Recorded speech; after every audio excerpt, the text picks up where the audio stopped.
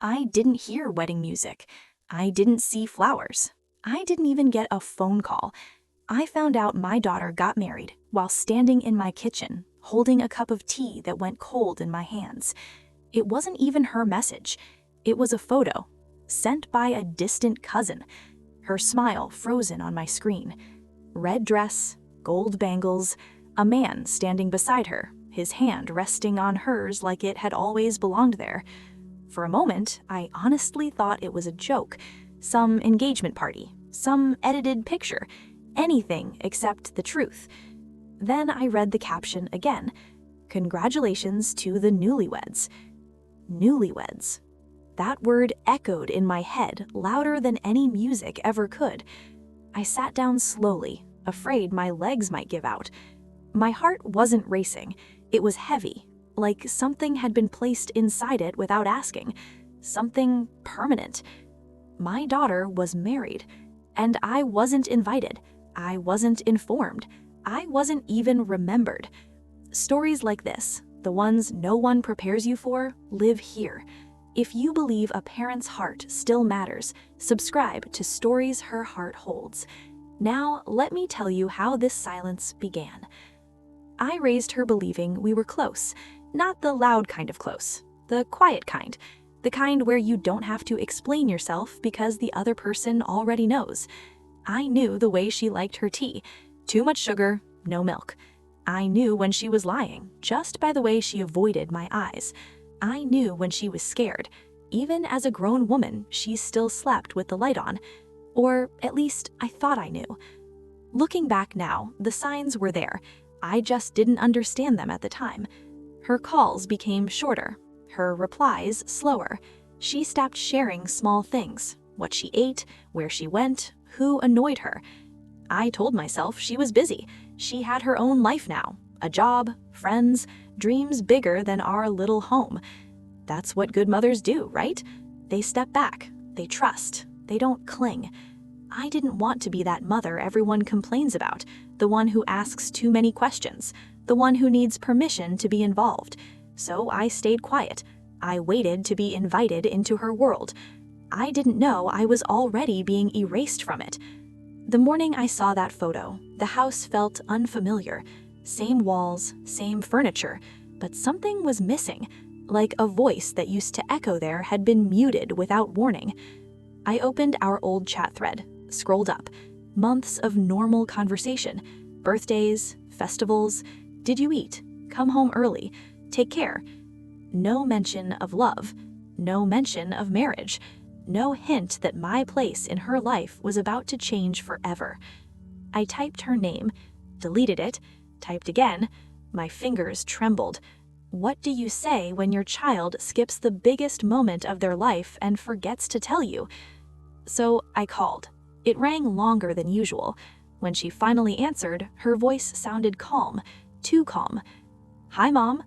That was it. No hesitation, no guilt, no surprise. I didn't congratulate her. I didn't shout. I didn't cry. I just asked one question. When were you going to tell me? Silence. Not the bad connection kind. The kind where someone is choosing their words carefully. Like every second of quiet was proof that this conversation had been rehearsed long before I ever knew it would happen. "We didn't want drama," she finally said. Drama. That word hurt more than the truth.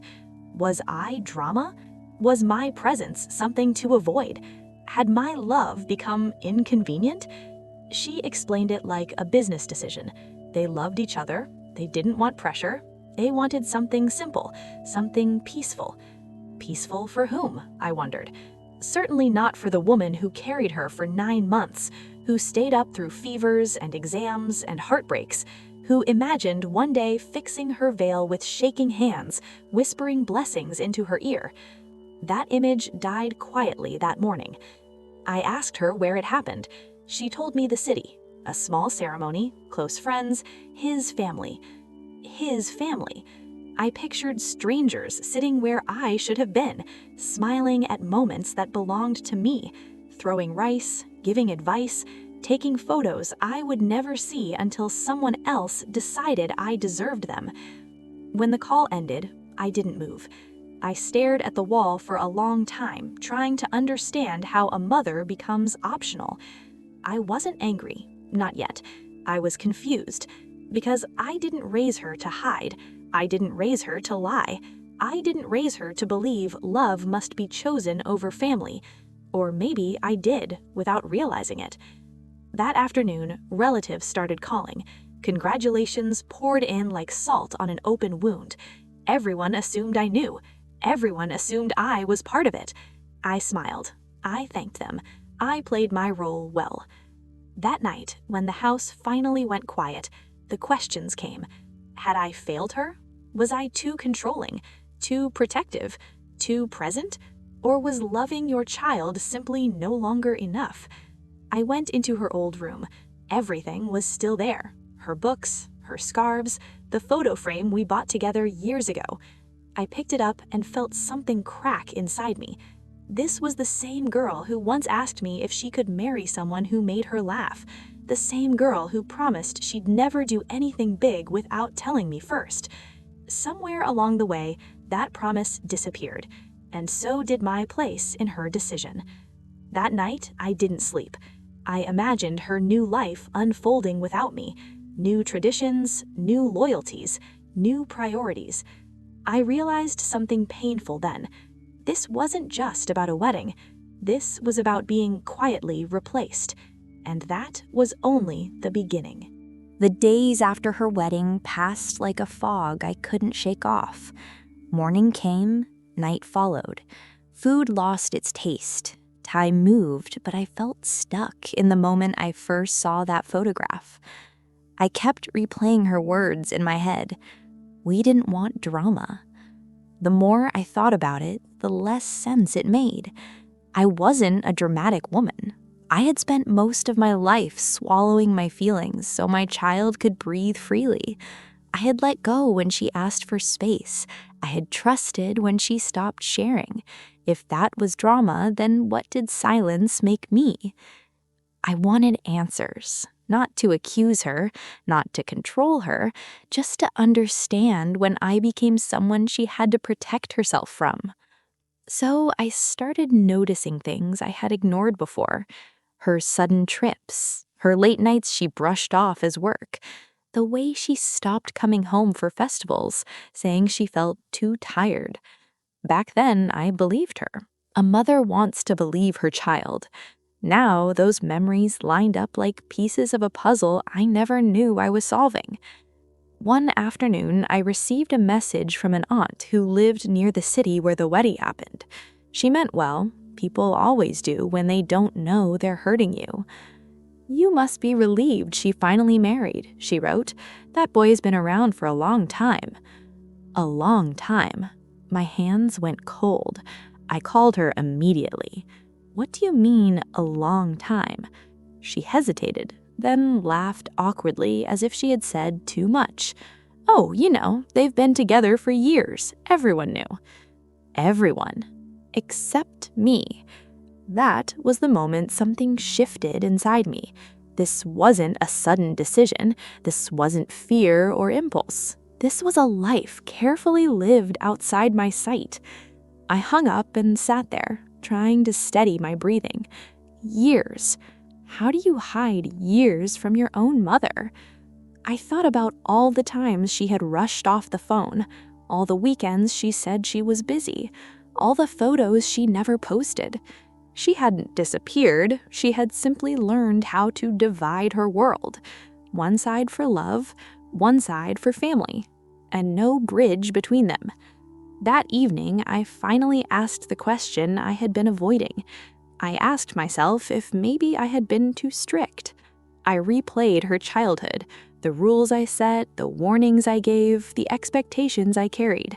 I told myself I was protecting her, but protection can feel like pressure when you're young and in love. Maybe she thought I would say no. That thought hurt more than being left out, because it meant she didn't trust me to listen. I called her again that night. This time, I didn't mention the wedding. I asked about her new home, her new routine.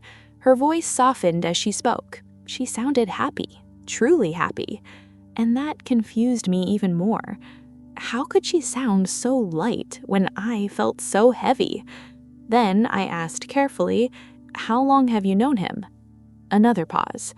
"Does it matter now?" she replied. It mattered to me. She finally admitted it. 5 years. 5 years of shared laughter, arguments, plans, dreams. 5 years of choosing him every day. And 5 years of choosing not to tell me. I asked why.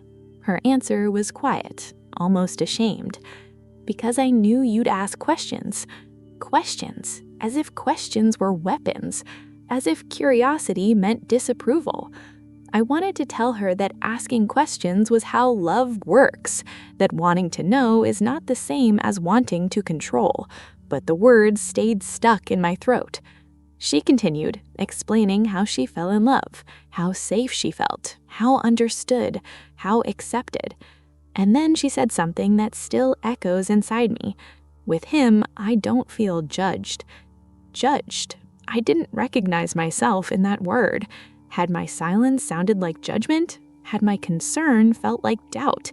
Had my advice felt like disapproval? Or was it easier to paint me that way so she could justify leaving me out? After the call ended, I cried for the first time since the photo. Not loud sobs, quiet tears that soaked into the pillow while the rest of the house slept. I wasn't crying because she got married. I was crying because she built an entire life where I didn't belong.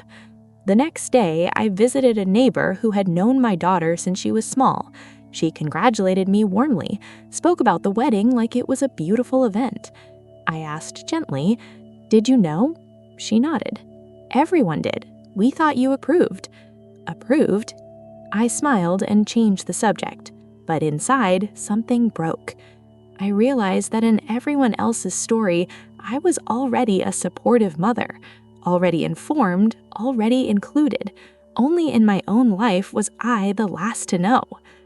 That realization brought a new kind of pain, a loneliness I had never experienced before. I began wondering what else she had hidden, what parts of her life I would never be invited into, what future moments would arrive secondhand through photos and polite phone calls. That night, I stood in front of the mirror and barely recognized the woman looking back at me. She looked older, smaller, like someone who had quietly stepped aside without realizing it. I asked myself a question no mother ever wants to ask. If she could marry without telling me, what else could she do without me? And more importantly, what did that mean for my place in her future? That question stayed with me as I turned off the lights, because the silence between us was no longer accidental. It was chosen, and I was about to learn why. After that night, I stopped calling her first. Not out of pride, not out of anger, out of fear. I was afraid that if I spoke too much, I would hear things I couldn't unhear.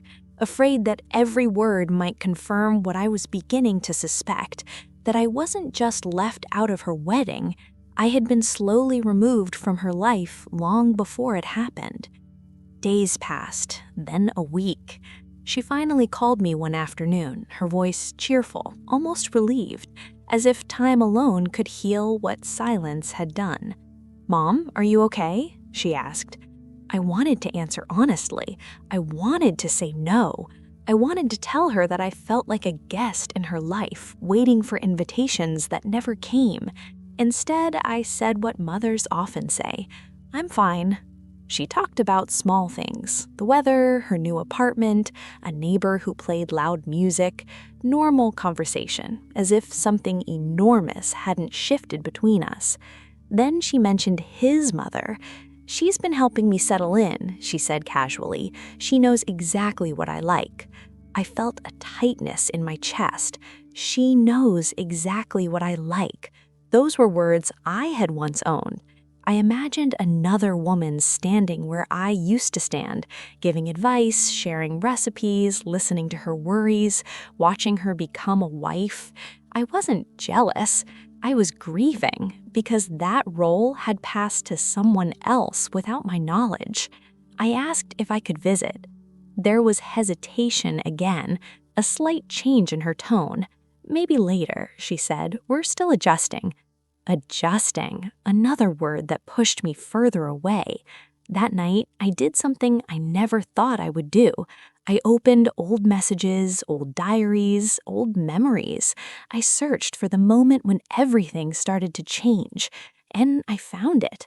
It was 3 years ago, a conversation I had almost forgotten.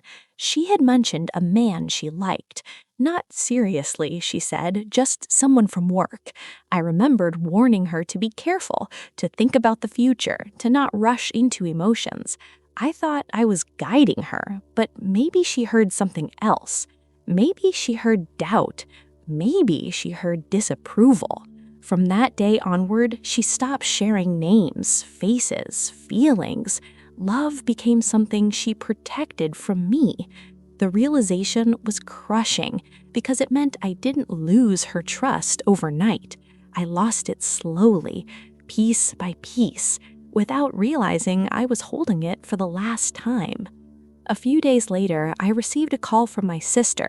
She didn't mean to be unkind, she never does, but honesty when uninvited can wound deeply. She was afraid you wouldn't accept him, she said gently. You know how you can be sometimes. Sometimes? I asked her what she meant. You worry too much, you question everything. She thought you'd make it difficult. Difficult. That word followed me all day. Was I difficult, or was I simply a mother who cared? I thought back to every time I asked where she was going, every time I advised her to slow down, every time I reminded her of values, traditions, consequences. I believed those were expressions of love, but love, I was learning, is not always received the way it's given. That evening, I finally allowed myself to feel anger, not toward my daughter, toward myself, for not changing when she needed me to, for not seeing her grow into someone who needed listening more than guidance, for holding on to the role of a protector when she had already learned how to protect herself. I called her that night, my heart pounding like I was the child this time. "I wish you had trusted me," I said softly. She sighed. "I wish you had understood me," she replied. Those two sentences hung between us, heavy with everything we hadn't said over the years. She told me she was tired of explaining herself, tired of defending her choices. With him, she didn't have to justify her feelings. With him, love was easy. Easy. I wondered when love with me had become hard. She admitted something then, something that changed everything. She said she didn't tell me about the wedding because she was afraid I would cry. Not tears of joy, tears of disappointment. That hurt more than anything else because it meant she believed my sadness would outweigh her happiness, that my emotions were something she needed to manage. I told her I would have cried either way, that a mother's tears don't always mean rejection, but I could tell it was too late. The decisions had already been made, the lines already drawn. That night, I sat alone and faced a truth I had been avoiding. My daughter didn't leave me when she got married. She left me when she stopped believing I could stand beside her without standing in her way, and I didn't know how to fix that. All I knew was that the distance between us was no longer about a wedding. It was about years of unsaid fears. And in the silence that followed, I began to wonder something terrifying. What if I never get her back the way she once was? And what if learning to let go hurts more than losing her? I didn't plan the confrontation. It came the way most painful moments do, quietly. Unexpectedly, in the middle of an ordinary day. She called me one evening to ask for a document, something small, a copy of her birth certificate. She needed it for paperwork, she said. Her voice was casual, almost cheerful. I agreed, of course. Mothers always do. But after we hung up, I sat there holding my phone, feeling something rise inside me that I could no longer push down. It wasn't anger, it was exhaustion. Exhaustion from understanding, exhaustion from excusing, exhaustion from pretending I wasn't hurt. So when she called back to thank me, the words slipped out before I could stop them. "You needed me for this," I said softly, "but not for your wedding." There it was. Silence again. This time she didn't rush to fill it. "Mom," she said slowly, "why are you doing this?" That question stunned me. Doing what? Feeling? Remembering? Existing? I'm not doing anything. I'm just trying to understand where I fit in your life now. Her tone changed then, defensive, tired. "Why does everything have to be so emotional with you?" she asked. So emotional. I closed my eyes. "Because I'm your mother," I wanted to say. "Because love is emotional. Because pretending otherwise is how families fall apart." But instead, I asked her something else. "Did you ever think I might want to be there?" She hesitated. "Yes," she admitted, "but I thought it would be better this way." Better? Better for whom? She went on to explain how peaceful the wedding was. No tension, no expectations, no questions, just happiness. Each word felt like another door closing. I realized then that she didn't see my absence as a loss. She saw it as a relief. That realization hurt more than anything she had said before. I asked her if she had told her husband how I felt. She said no. "He wouldn't understand," she said. "Parents should stay out of these things." That stung. I wasn't just excluded from the wedding. I was excluded from the story she told about me. A version of me existed in her new life, a version that was difficult, emotional, unreasonable. And I had no voice in correcting it. I asked if I could meet him properly, sit down, talk, start fresh. She didn't say no, but she didn't say yes either. "We'll see," she said. 2 words that carry no promise. After the call ended, I broke. Not loudly, not dramatically. I sank onto the floor and cried the kind of tears that come when something finally collapses inside you. The tears of someone who realizes that love alone does not guarantee closeness. I had spent years worrying about her safety, her happiness, her future. I never imagined I would have to worry about my place in it. That night, I remembered my own wedding, how my parents hovered, interfered, questioned, how suffocating it felt, how desperately I wanted freedom. I wondered if I had become the very thing I once promised myself I wouldn't be. But even then, my parents were there. They knew. They were included. Was inclusion really too much to ask? The next morning, I woke up with a strange calm, a clarity that only comes after pain has done its worst. I realized something important. I couldn't force my way back into her life, but I could decide how I would stand in it. So I stopped calling, stopped advising, stopped asking. I answered when she called. I listened more than I spoke. I congratulated her again, this time without forcing a smile. Inside, though, I was learning a new kind of restraint. Not distance, boundaries. Weeks passed. The pain softened, but it didn't disappear. It settled into something quieter, something watchful. Then, one afternoon, a message arrived that made my heart race. She wanted to visit, alone. No husband, no explanations, just her. I stared at the screen, unsure of what this meant. Was this reconciliation? Or was this goodbye spoken in person? Either way, I knew one thing. This visit would change everything. Because some conversations can only happen face to face, and some truths, once spoken, cannot be taken back. She arrived just after sunset. No car full of laughter, no new husband stepping out beside her. Just her, standing at the door the same way she used to when she was younger, shoulders slightly tense, eyes scanning my face before she smiled. For a moment, neither of us moved. I wanted to hug her. I wanted to step back. I wanted to ask 1,000 questions. Instead, I opened the door wider and said, "Come in."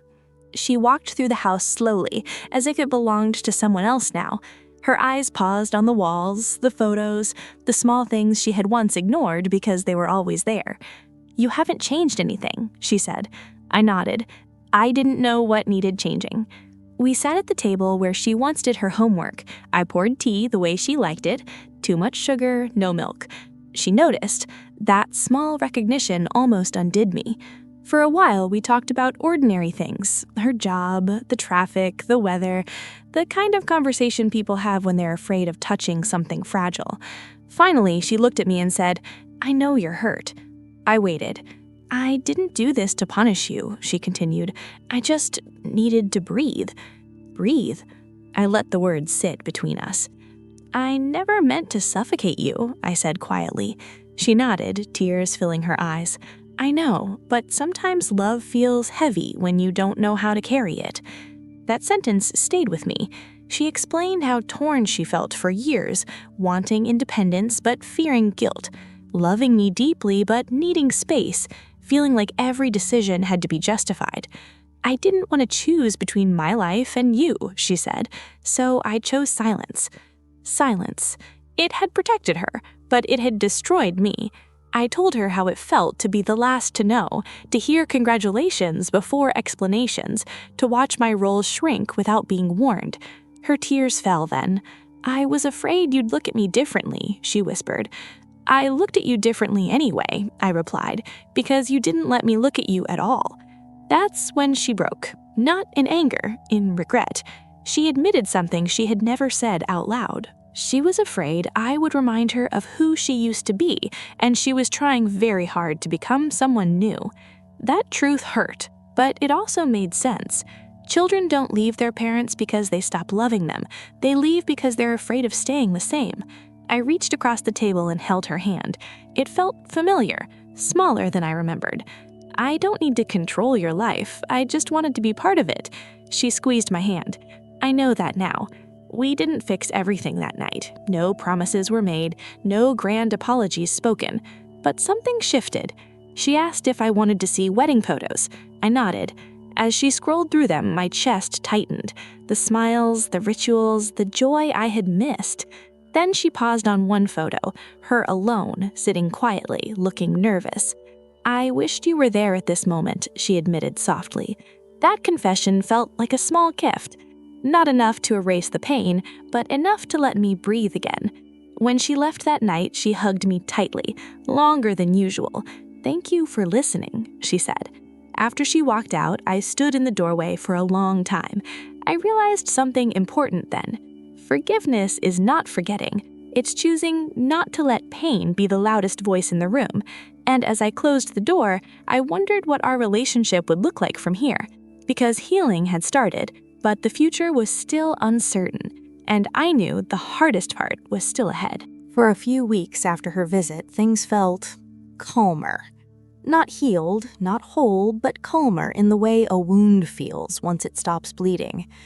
We spoke more often. Short calls, gentle check-ins, nothing too deep, nothing that could crack what we had just managed to hold together. I was careful. Careful not to ask too much, careful not to advise, careful not to sound like the mother she feared. And for a while, it worked. Then I noticed the shift. It started with missed calls again, messages left unread, her voice changing slightly when she spoke to me as if someone else was in the room. One evening, she answered the phone and whispered, "I'll call you later." Later never came. The next time we spoke, she sounded guarded, polite, distant. I didn't need to ask why. I already knew. When a daughter marries, the space around her changes, not just physically, but emotionally. There are new loyalties, new opinions, new boundaries that arrive quietly but firmly. One afternoon, she mentioned casually that her husband didn't like her being on the phone too long. "He thinks it keeps me stuck in the past," she said, trying to laugh it off. The past. That's what I was now. I said nothing, but inside something tightened. I wondered what version of me he knew, what stories he had heard, what warnings were whispered when I wasn't there. That night, I lay awake imagining conversations I would never hear. She gets emotional. She worries too much. She doesn't understand our choices. Each imagined sentence built a wall I could feel but not see. A few days later, she called upset. They had argued, nothing serious, she said, just adjustment stress. But as she spoke, she sounded small, uncertain. I listened quietly. Then I said something I hadn't said in years. "You don't have to be strong with me." There was a pause. "I know," she replied, but her voice wasn't convinced. I realized then how careful she had become with her emotions, measuring every word, choosing which parts of herself to show and to whom. Marriage hadn't given her freedom, it had given her new rules. Weeks passed, our calls became shorter again, updates instead of conversations, information instead of emotion. I felt the distance returning, and this time I knew it wasn't accidental. I finally asked her one night, gently, "Are we okay?" She hesitated. "Yes," she said, "we just need time." Time. Time has a way of either healing or quietly ending things. I didn't argue, I didn't press, but I felt the familiar ache settle back into my chest. Then something happened that made everything clearer. I overheard a conversation I wasn't meant to hear. She had called while walking outside, unaware I could hear someone else speaking in the background. A male voice. His voice. Calm. Firm. "Why do you need to explain everything to her? You're married now." The call ended abruptly. I stood there holding my phone, feeling like I had just been pushed out of a room I didn't know I was standing in. "You're married now." As if marriage erased motherhood. As if love had an expiration date. I didn't confront her about it. Instead, I did something harder. I stepped back, not out of resentment, out of self-respect. I stopped asking for calls, stopped filling silences, stopped being available on demand. If she wanted me in her life, she would have to meet me halfway. Days turned into weeks again, and in that space, I began learning who I was without constant access to my child. It was lonely, but it was also freeing in a way I hadn't expected. Then, one afternoon, she called crying. Not about him, about herself. "I don't know who I'm supposed to be anymore," she said, and in that moment I understood something painful. She hadn't escaped pressure, she had simply traded one kind for another. And the real test of our relationship was still coming, because the question was no longer about the wedding. It was about whether there was room in her new life for the woman who gave her the old one. When she cried on the phone that day, something inside me shifted. Not panic, not urgency, clarity. For the first time, I didn't rush to fix things. I didn't offer solutions. I didn't tell her what to do. I just listened. She spoke about feeling watched, about having to explain every decision, about missing parts of herself she couldn't name anymore. "I thought marriage would make things easier," she said, "but I feel like I've disappeared." Those words hit me deeply, because I knew that feeling. I had lived it once, and I realized then that my role wasn't to rescue her. It was to stop repeating the pattern. I told her something I had never said before. "You don't need permission from me to live your life," I said, "and you don't need my approval to be loved." She went quiet. "But," I continued, "I also won't disappear to make anyone else comfortable." There it was, the line I had never drawn. I explained gently that I would always be her mother, not her burden. That love doesn't demand a seat at the table. It builds one nearby and waits. When we met, he was polite, distant, respectful but cautious. I recognized that look, the look of someone who had been warned. I didn't challenge him. I didn't defend myself. I spoke when spoken to, listened carefully, observed. And slowly the tension eased, not because I proved anything, but because I didn't need to. At the end of the evening, he thanked me for coming. "I can see why she cares about you," he said. It wasn't an apology, but it was an opening. As we parted, my daughter hugged me tightly. "You seem different," she whispered. "I am, and so are you." That night, as I lay in bed, I realized something important. Letting go didn't mean losing her. It meant meeting her where she actually was, not where I wanted her to be. The story wasn't over, but it was no longer broken in the same places. And the final lesson was waiting quietly. Because love, I was learning, doesn't demand a seat at the table. It builds one nearby and waits. Time has a way of softening sharp edges, not by erasing what happened, but by teaching you where not to press anymore.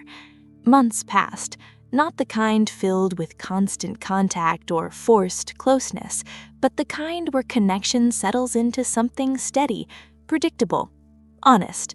My daughter didn't come back to me the way she once was, and I didn't need her to.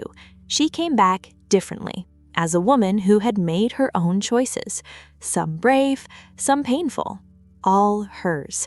We learned a new rhythm, calls without fear, visits without tension, conversations that didn't feel like negotiations. I learned when to speak and when to simply listen. One afternoon, she came over unannounced. No plans, no explanations. She sat beside me on the couch the way she used to when she was younger, her head resting briefly on my shoulder. "I miss us," she said quietly. I smiled. "We're still here," I replied, and in that moment, I understood something I wish someone had told me earlier. Parenthood doesn't end when children stop asking permission. It changes when they stop needing it. The pain I felt wasn't just about a wedding, it was about transition, about becoming optional in moments where you once felt essential, and learning that love doesn't disappear when roles shift. It just asks to be reshaped. She once asked me if I was still hurt. I told her the truth. Yes, but not in a way that controls me anymore. That honesty felt like freedom. I stopped waiting for apologies that might never come. Stopped measuring love by inclusion, stopped holding on to versions of motherhood that no longer fit. Instead, I chose presence without pressure, and she chose honesty without fear. Sometimes when I see wedding photos now, my chest still tightens, but then I remember something important. I wasn't excluded because I wasn't loved. I was excluded because love was misunderstood, and understanding takes time. If you're a parent watching this, feeling forgotten or left behind, know this. Your worth does not disappear when your child chooses a path without you. And if you're a child who left quietly, believing it was the only way to breathe, remember this. Distance protects in the moment, but honesty heals in the long run. As for me, I no longer wait by the door, but I keep it open. Because some relationships don't need constant closeness. They need patience. And that, I've learned, is another form of love. If this story touched something you didn't have words for, share your thoughts below. Sometimes speaking is how healing begins.